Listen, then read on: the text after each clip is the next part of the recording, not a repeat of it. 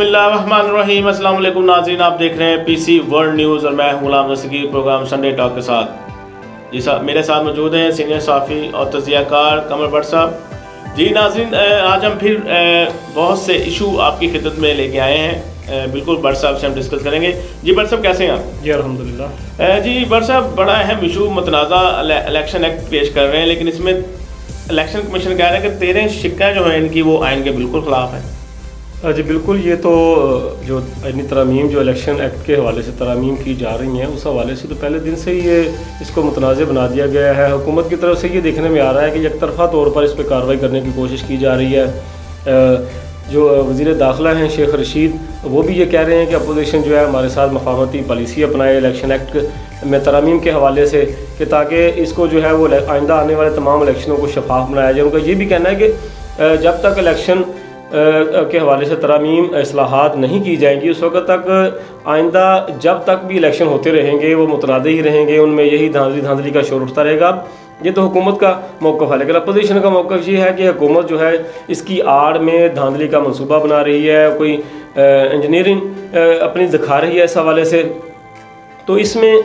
جو election commission نے جو ہے وفاق کو خط بھی لکھا ہے، جس میں جو اپنے تحفظات کا اظہار کیا ہے الیکشن کمیشن کی طرف سے وفاقی حکومت کو۔ اس میں یہ کہا گیا ہے کہ آبادی کی بجائے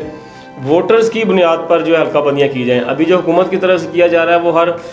ضلع یا ہر شہر یا وہاں پہ جو کانسٹیٹیونسی ہے اس کی جو ہے آبادی کے لحاظ سے جو ہے وہ حلقہ بندیاں کی جا رہی ہیں۔ حالانکہ یہ تو نامناسب سی بات ہے کہ آبادی کے لحاظ سے آپ حلقہ بندی کیوں کرتے ہیں؟ ووٹرز کی تعداد کے لحاظ سے حلقہ بندیاں ہونی چاہیے کہ کتنے وہاں پر ووٹرز ہیں، اس حساب سے ان کو جو ہے وہ منقسم کیا جائے۔ اس کے ساتھ ساتھ جو الیکشن کمیشن نے وفاق کو لکھے گئے خط میں اپنے تحفظات کا اظہار کیا، انہوں نے یہ بھی یہ کہا گیا ہے کہ اس میں جو انتخابی فہرستیں بنائی جا رہی ہیں ان میں بھی بہت سے معاملات جو ہیں وہ خراب ہے، کوئی گڑبڑ ہے، جبکہ دیگر شقوں پر تحفظات کا اظہار کیا گیا ہے۔ کہا گیا ہے کہ سینٹ میں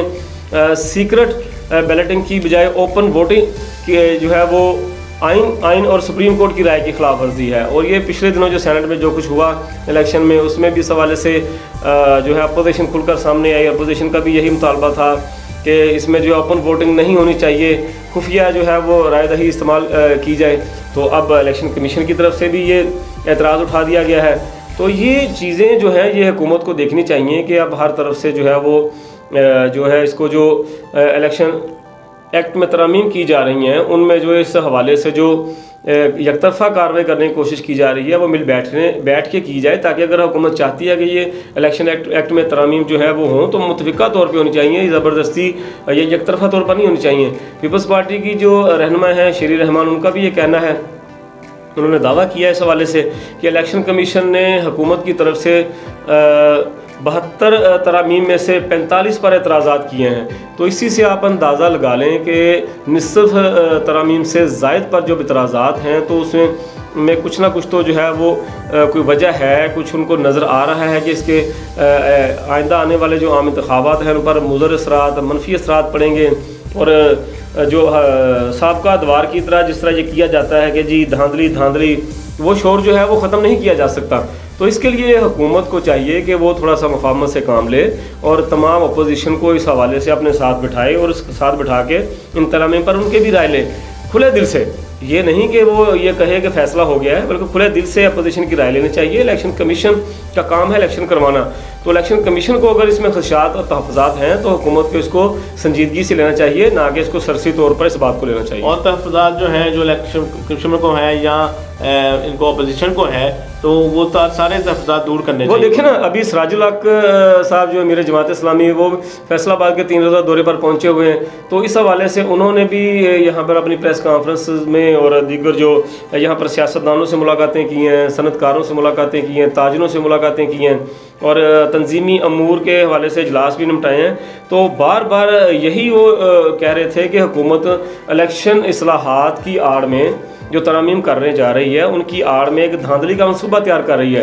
اور انہوں نے یہ بھی دعویٰ کیا ہے کہ اگر حکومت اپنی مرضی کی الیکشن ترامیم کرتی ہے الیکشن ایکٹ میں تو یہ آئندہ آنے والا جو الیکشن ہے وہ شفاف نہیں ہوگا۔ اور سراج الحق صاحب جو ہے ایک سینئر سیاستدان ہیں، صاحب رائے ہیں، اور اس حوالے سے ان کی جو بات ہے ان کو کہیں پھینکا نہیں جا سکتا، رد نہیں کیا جا سکتا۔ تو یہ اس حوالے سے جو ہے وہ پہلے بھی جیسا کہ میں کہہ چکا ہوں کہ حکومت کو اگر آئندہ اگر چاہتی ہے حکومت، اور دعویٰ بھی کرتی ہے حکومت کا، یہ اعلان بھی ہے کہ وہ آئندہ عام انتخابات کو شفاف بنانا چاہتی ہے، تو اس کے لیے سب سے بہتر طریقہ کار تو یہی ہے کہ اپوزیشن کو کے تحفظات، اعتراضات، خدشات دور کیے جائیں، اور اسی طرح الیکشن کمیشن کی طرف سے جو کہ سرکاری ادارہ ہے، الیکشن کروانے کا ذمہ دار ہے، تو اس کی بھی تحفظات اور خدشات سنے جائیں، اس کی بات سنی جائے، اور اس کے جو تجاویز یا سفارشات ہیں ان پر عمل درآمد کرنے کی کوشش کی جائے، تو ہی شفاف الیکشن ہو سکتے ہیں۔ جی بالکل بٹ صاحب، جیسے آپ نے سراج الحق صاحب کا ذکر کیا، ایسے تو زرداری بھی لاہور میں آ کے بیٹھ گئے 8 دن کے دورے کے لیے، تو وہ بھی انہیں چیزوں سے سفتار کے لیے پہنچے یہاں پہ۔ جی بالکل، جیسا کہ آصف علی زرداری صاحب کو جو ہے وہ مفاہمت کا بادشاہ، سیاست کا بادشاہ اور مرد حر،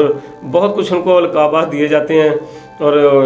اکثر ہوتا ہے کہ سیاست میں جو ناممکن ہوتا نظر آ رہا ہوتا ہے، وہ آصف علی زرداری جو ہیں وہ جب اس مسئلے کی طرف آتے ہیں تو فوری طور پر اس کو نمٹاتے ہیں، اور بڑے یہ ہمارے ساتھ اس کے بعض ثبوت بھی ماضی میں موجود ہیں کہ کس طریقے سے انہوں نے جو اس طرح معاملات نمٹائے ہیں، اور ماضی میں انہوں نے ایک سیاسی جماعت نون لیگ کے ساتھ جو وعدے کیے تھے، جو معاہدے کیے تھے، تو ان کو ایک طرف رکھ کر تو ان کا یہ کہنا تھا کہ یہ جو سیاسی معاہدے ہوتے ہیں یہ کوئی احادیث نہیں ہوتے، ٹھیک ہے نا جی۔ تو اس حوالے سے یہ چیزیں جو ہیں وہ آصف زرداری اگر یہاں پر لاہور میں آ کر براجمان ہو گئے ہیں، انہوں نے ڈیرے ڈال لیے ہیں، تو کچھ نہ کچھ تو معاملات ایسے ہیں کہ آنے والی جو پنجاب کی سیاست ہے اس میں کچھ اتار چڑھاؤ آئے، کچھ تیزی نظر آئے، کوئی گرمی نظر آئے، گرما گرمی ہوگی، کیونکہ ابھی بہت سے مسائل ہیں پنجاب میں۔ پنجاب کے وزیر اعلیٰ پنجاب کو ہٹانے کی باتیں ہو رہی ہیں، تبدیل کرنے کی باتیں ہو رہی ہیں، جنوبی پنجاب کے معاملات سامنے آ رہے ہیں کھل کر، اور اس کے ساتھ ساتھ پیپلز پی ٹی آئی جو حکومتی جماعت ہے، پی ٹی آئی کے جو بہت سے اراکین ہیں، ان میں جو فارورڈ گروپ ہے، جو ناراض ارکان ہیں، مختلف مسائل پر کسی کے حلقے میں کام نہیں ہو رہا، کسی کو کوئی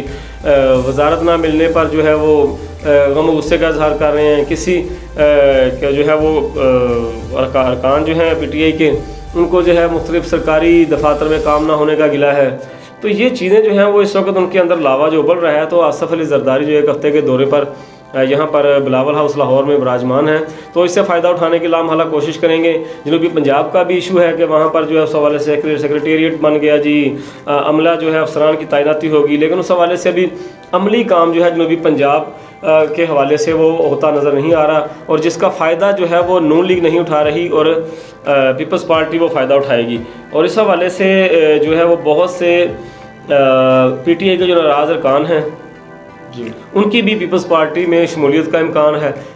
ان میں جو ہے سب سے زیادہ جو فائدہ پیپلز پارٹی اٹھائے گی وہ جنوبی پنجاب کے حلقوں سے اٹھائے گی۔ جنوبی پنجاب کے مختلف جو وہاں پر سیاسی جو عمائدین ہیں، سیاسی اثر و رسوخ رکھنے والی فیملیز ہیں، ان میں سے جو ہے وہ آصف علی زرداری کے ساتھ جو ہے ملاقاتیں بھی متوقع ہیں، اور اس حوالے سے بہت سی ملاقاتیں جو ہیں وہ پیپلز پارٹی کے زعماء سے ہو چکی ہیں۔ قمر زمان قاہرہ کی بھی یہ ڈیوٹی لگائی گئی ہے کہ وہ ان تمام سیاسی عمائدین سے ملاقاتیں کریں جو نالاں نظر آتے ہیں حکومت سے، اس کی پالیسیوں کی وجہ سے، جنوبی پنجاب کو صوبہ نہ بنانے کے حوالے سے ابھی تک۔ تو اس کا فائدہ جو ہے نا وہ لامحالہ پیپلز پارٹی اٹھائے گی۔ ابھی وکلا کی تحریک بھی شروع ہونے جا رہی ہے، خاص طور پر فیصل آباد ریجن میں، کہ کئی سالوں سے جو ہے وہ معاملہ فیصل آباد ہائی کورٹ بینچ کا معاملہ لٹکا دیا گیا ہے، تو وکلا بھی ناراض نظر آتے ہیں۔ یہاں کے جو فیصل آباد کے جو پی ٹی آئی کے ناراض ارکان ہیں وہ بھی لامحالہ اس میں شامل ہوئیں گے۔ اور آپ دیکھیں کہ 2018 کے جو انتخابات ہوئے تھے ان میں الیکٹیبل جو تھے وہ زیادہ تر پیپلز پارٹی کے تھے، کہ پیپلز پارٹی سے پی ٹی آئی نے جو لے کر تو ان کو ایم این اے بنوایا، ایم پی ایز بنوایا، تو وہ بھی اب پیپلز پارٹی سے جو ہجرت کر کے پی ٹی آئی میں آنے والے تھے وہ بھی ناراض نظر آ رہے ہیں۔ تو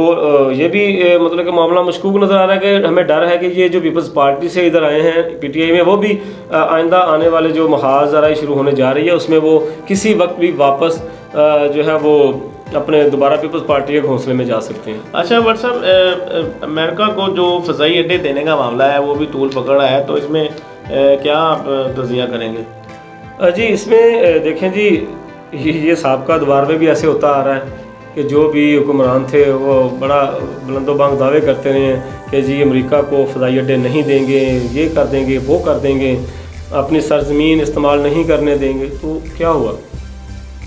ہوئی سر مختلف معاملات میں انڈر گراؤنڈ جو ہے وہ اندر کھاتے حکمرانوں نے ڈیل کی، سب کچھ کیا، انہوں نے ذاتی طور پر اس پہ بہت سے مفادات لیے، اور امریکہ کو پاک سرزمین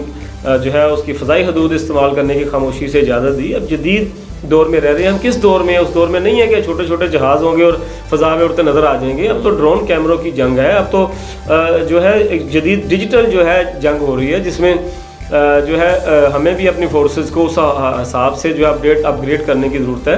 تو اب وزیر اعظم عمران خان نے بھی یہ دعویٰ کیا ہے، ان کا بھی یہ اعلان ہے کہ جی CIA یا امریکی فورسز کو افغانستان میں کسی بھی کارروائی کے لیے پاکستان کی سرزمین استعمال نہیں کرنے دیں گے. تو لیکن چیز یہ ہے کہ اب اس پہ عمل درآمد بھی کروایا جائے. وزیر اعظم یا صدر یا دیگر جو حکومتی عمائدین وہ اعلان تو کرتے ہیں وزراء، لیکن ہوتا کیا ہے؟ دیکھنے میں یہ آتا ہے کہ خاموشی سے امریکہ پاکستان کی سرزمین استعمال کرتا ہے. جو شمالی وزیرستان، جنوبی وزیرستان کے ایریاز میں کارروائیاں کی ہیں گزشتہ کئی سالوں میں سابقہ نون لیگ کے دور میں، تو اس وقت بھی نواز شریف وزیر اعظم تھے، وہ کہتے تھے کہ جی پاک سرزمین استعمال نہیں کرنے دیں گے، لیکن اس کے باوجود جو ہے وہ امریکہ ڈرون حملے کرتا رہا ہے، پاکستان کی فضائی حدود کی خلاف ورزی کرتا رہا ہے. شمالی وزیرستان، جنوبی وزیرستان میں درجنوں کارروائی کی ہیں، ڈرون حملے کیے گئے ہیں، ویسے بھی چھاپہ مار کارروائی کی ہیں. اور اسی طرح سب سے بڑی مثال جو ہے ایبٹ آباد میں اسامہ بن لادن کو مارے جانے کے حوالے سے ہے کہ ان کے کمپاؤنڈ میں جب امریکن فورسز آئی ہیں تو کسی کو نہیں پتہ تھا، حتیٰ کہ ہماری جو مقتدر حلقے ہیں، سیاسی حلقے ہیں، حکمران جماعت ہے، وزیر اعظم، صدر تک کو اس بارے میں پتہ نہیں تھا کہ امریکن فورسز نے پاکستان میں گھس کر پاکستان کی فضائی حدود کی خلاف ورزی کر کے ایبٹ آباد جو اسلام آباد دارالحکومت سے چند 100 کلومیٹر کے فاصلے پر واقع ہے، وہاں پر اتنی بڑی کارروائی کی گئی. تو کیا یہ اس طرح کی خدا نہ خواستہ کوئی کارروائی اسلام آباد میں نہیں ہو سکتی اگر اس چیز کو نہ روکا گیا؟ تو وزیر اعظم عمران خان جو اس حوالے سے بڑے دبنگ اعلان کرتے ہیں، تو وہ اگر کہتے ہیں کہ پاک سرزمین استعمال نہیں کرنے دیں گے تو یقینی بنانا چاہیے ان کو اس حوالے سے کہ امریکی حکومت اور امریکی سفیر کو پابند کیا جانا چاہیے اس حوالے سے، اور سخت اس پر جو ہے وہ جو ہے ایکشن لینا چاہیے. افغانستان کی حکومت کی طرف سے بھی، افغانستان کے جو برسر اقتدار حلقے ہیں ان کی طرف سے بھی یہ پاکستان سے ڈیمانڈ کی جا رہی ہے کہ پاکستان کی سرزمین استعمال نہ ہونے دی جائے افغانستان میں کسی بھی قسم کی امریکی کارروائی کے حوالے سے. جی بالکل ایسا ہی ہونا چاہیے. دوسرا یہ کہ اب دیکھنا یہ ہے کہ جو عمران خان کے دعوے ہیں وہ قبول ہوتے ہیں، پورے ہوتے ہیں کہ نہیں. جی ناظرین کہیں جائیے گا نہیں، چھوٹی سی بریک کے بعد ہم پھر حاضر ہوتے ہیں اپنی خدمت.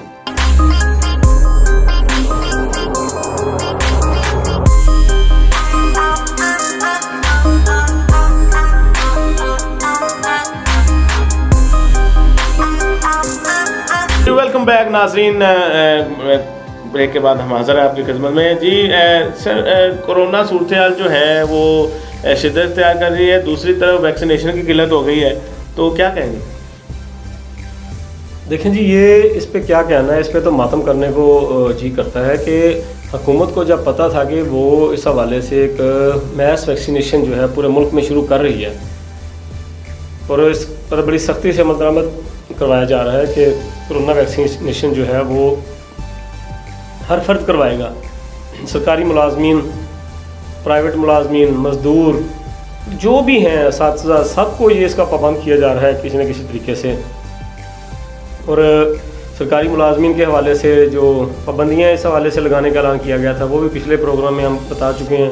اب پرائیویٹ ملازمین، پرائیویٹ اداروں کے ذریعے جو ہے پرائیویٹ ملازمین پر کو کہا جا رہا ہے کہ وہ جلد سے جلد ویکسینیشن کروائیں، ورنہ ان پہ بھی اس حوالے سے کوئی جو ہے وہ سزائیں کہوں گا کہ ان کو جو ہے اس حوالے سے کوئی پابندیاں ان پہ بھی عائد کی جا سکتی ہیں. تو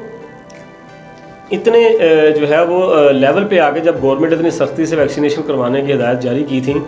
تو اس کے بعد حکومت کی ذمہ داری بنتی تھی کہ وہ ویکسینیشن کی تعداد جو ہے مطلوبہ اس کو بھی پورا کرے. جس حساب سے ویکسینیشن سینٹرز بنائے جا رہے ہیں کہ سٹارٹ میں مختلف شہروں میں 7 سے 8 ویکسینیشن سینٹرز بنائے گئے تھے، لیکن اب ماشاءاللہ ہر شہر میں، ہر ضلع میں 35 40 ویکسینیشن سینٹرز بنا دیے گئے ہیں. حتیٰ کہ رورل ہیلتھ سینٹرز میں بھی ویکسینیشن پہنچا کر وہاں بھی سٹاف تعینات کر دیا گیا تھا. تو یہ جب اتنا لمبا چوڑا ایک کام کر لیا تھا حکومت کی طرف سے، تو حکومت کو بھی یہ چاہیے تھا کہ مطلوبہ ویکسینیشن کی جو تعداد ہے وہ ان مراکز پر بہم پہنچائے، لیکن ایسا ہوا نہیں ہے. اس میں مختلف قسم کی جو ویکسینیشنز تھیں اچانک جو ہے ان کی تعداد میں کمی آنی شروع ہو گئی. ان کی جو سپلائی تھی، سپلائی چین خراب ہو گئی، اور تقریباً 1 ہفتے سے ملک کے مختلف شہروں میں شہری مختلف ویکسینیشن مراکز پر جا کر وہاں پر جو ہے وہ گڑ گڑا کر ان سے وہ اپیل کر رہے ہیں کہ ہماری ویکسینیشن کی جائے، لیکن وہ عملہ جو ہے وہ ڈاکٹرز جو ہیں وہ ہم کو بتاتے ہیں کہ ویکسینیشن نہیں ہے. सिर्फ जो है मुख्तलिफ जो मराकज़ पर जो इतलात आ रही हैं हमें, उनके मुताबिक सिर्फ बैरून मुल्क जाने वाले जो ओवरसीज़ पाकिस्तानी हैं सिर्फ उनकी जो है वैक्सीनेशन की जा रही है। और ये भी सुनने में आ रहा है कि उस हवाले से जो ओवरसीज़ पाकिस्तानी की वैक्सीनेशन की जा रही है वो उस वैक्सीन की भी किल्लत शुरू होना हो गई है। तो ये हुकूमत की ज़िम्मेदारी थी, महकमा सेहत की ज़िम्मेदारी थी कि अगर वो इतने सख्ती के साथ जो है वो वैक्सीनेशन करवाने की तरफ आई है तो कम से कम वैक्सीन जो है जितनी उसकी ज़रूरत है वो बर वक्त जो पहुँचानी चाहिए थी। अब आवाम जो है वो अस्पतालों के चक्कर लगा रहे हैं, वैक्सीनेशन मराकज़ के चक्कर लगा रहे हैं, अपना टाइम निकाल के। जो कुछ मुलाजमत पेशा लोग हैं, कुछ अपने कारोबारी लोग हैं, वो अपना कारोबार और मुलाजमत छोड़ के वहाँ पर जाते हैं, वहाँ पे जाके टाइम ज़ाया करते हैं और वहाँ पता चलता है जी वैक्सीन नहीं है। वैक्सीनेशन मराकज़ पर अगर जायज़ा ले तो वहाँ पर तो इतना रश हो गया लोगों का कि एक तरफ पहले हुकूमत ने कोरोना से इतना ज़्यादा डरा दिया, हर सतह पर इतना ज़्यादा डरा दिया आवाम को कि आवाम के दिल में इसका खौफ बैठ गया। और अब बड़ी तादाद में जब लोग वहाँ वैक्सीनेशन कराने पहुँच रहे हैं तो वैक्सीनेशन नहीं मिल रही। तो ये बड़ा एक लम्हा फ़िक्रिया है। ये हुकूमती जो इदारे हैं ये उनकी एक गफलत और नाअहली खुलकर सामने आ गई है कि जब एक पता भी है कि जब हुकूमत तमाम काम छोड़कर मुल्की अमूर जो है उससे हटकर सिर्फ कोरोना के ख़ात्मे की तरफ इक़दाम कर रही है, उसकी तरफ बढ़ रही है और मुख्तलिफ सतह पर इसके लिए फ़ंड मंजूर किए जा रहे हैं, तो चाहिए तो ये था कि कोरोना वैक्सीन जो है जितनी चाहिए वो हर वैक्सीनेशन मरकज़ पर रोज़ाना की बुनियाद पर होनी चाहिए, लेकिन ऐसा हो नहीं रहा। नहीं बरसम, लेकिन चंद दिन पहले तो खबर थी कि हमने 1 अरब डॉलर की जो वैक्सीनेशन ख़रीद ली है, वो कहाँ गई है?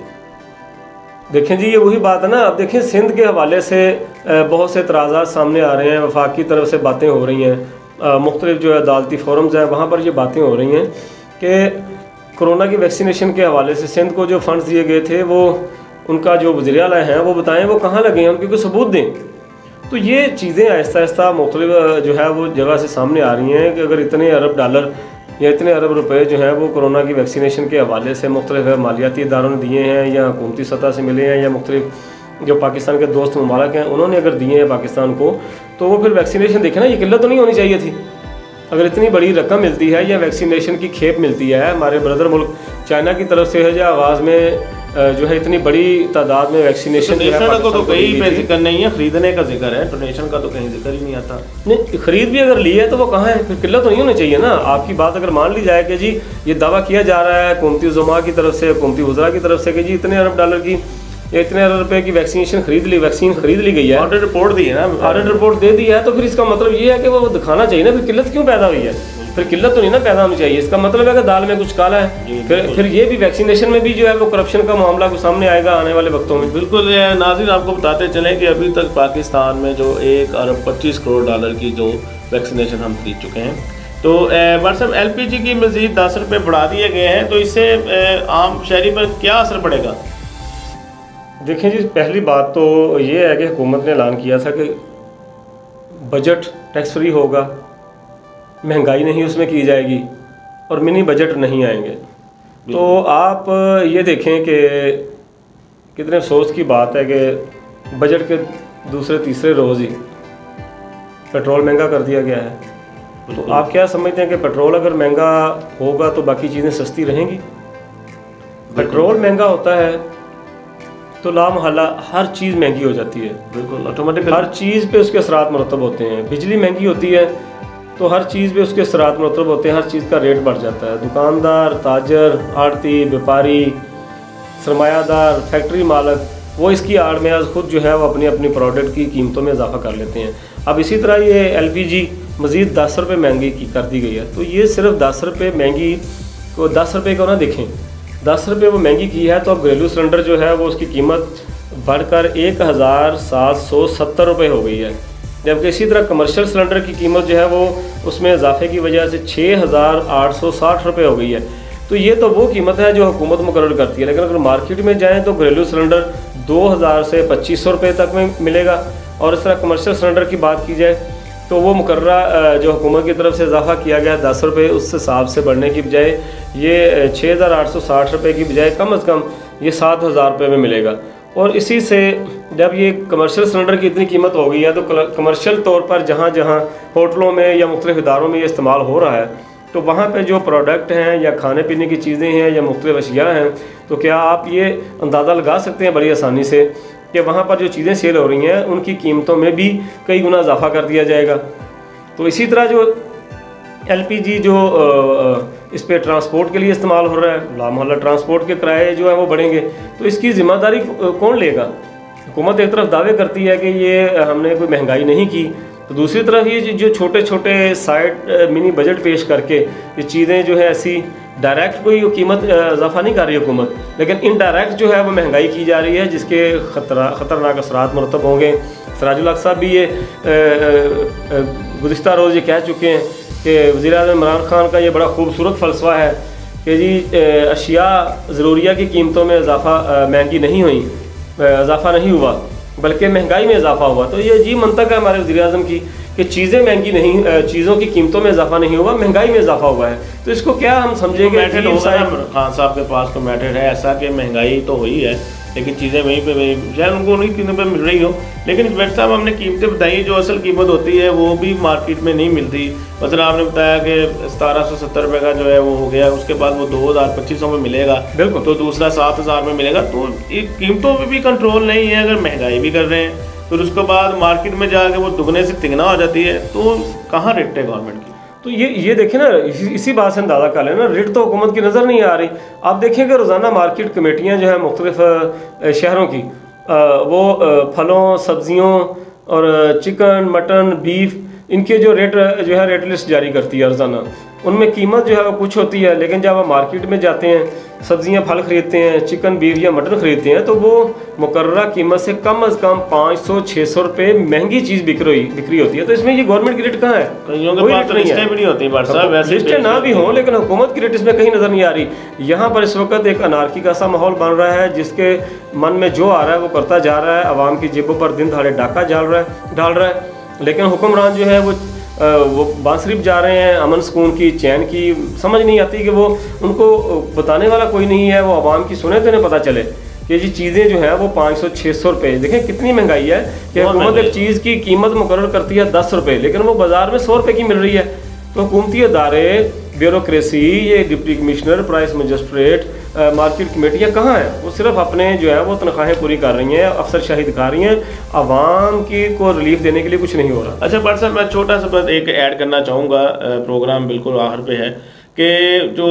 ہمارا قومی اسمبلی کا جو ادارہ ہے وہ جہاں پر ہم بیٹھ کے عوام کے مسائل ہمیں کرنے چاہیے، کہ وہاں پہ بیٹھ کے ہمیں ایک دوسرے کو